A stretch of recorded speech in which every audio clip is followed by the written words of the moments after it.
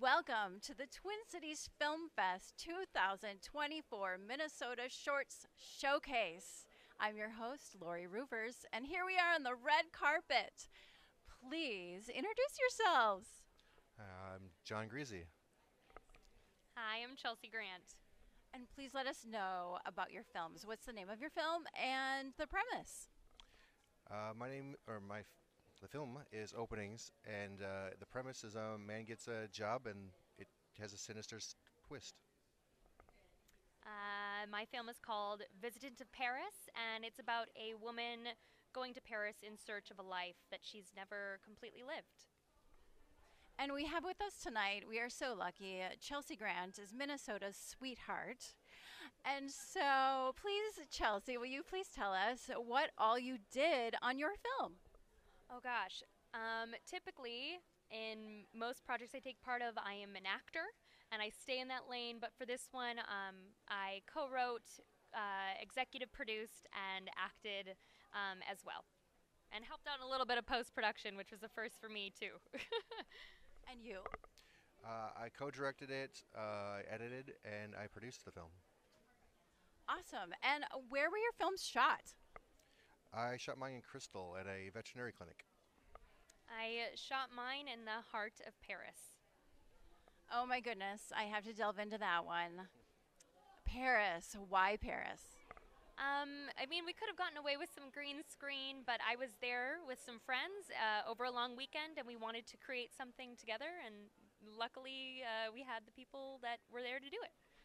Was there a family connection in your film for the story of the film? Absolutely. That is exactly why I created it, because as an actor, I typically seek stories I want to help others tell.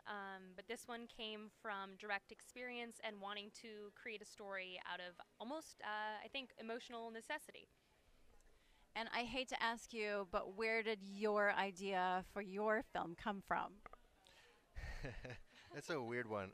So the veterinary clinic that we shot in, my mom works there.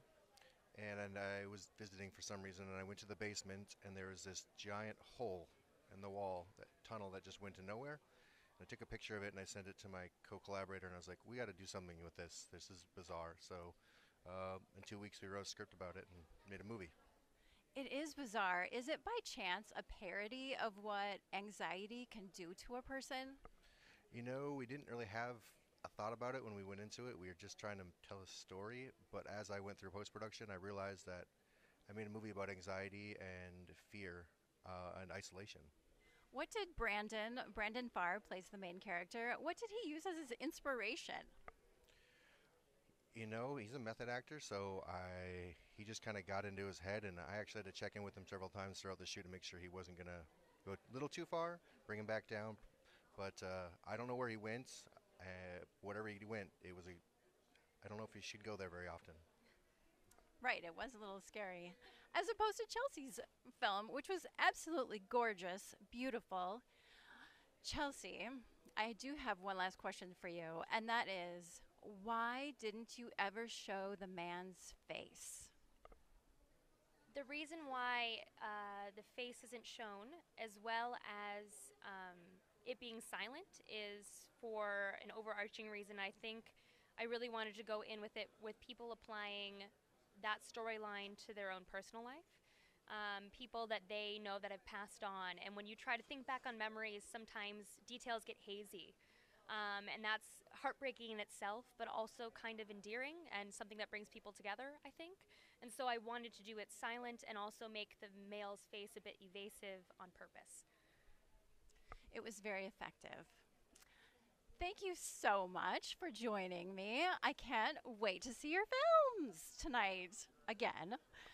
We'll be right back with more filmmakers.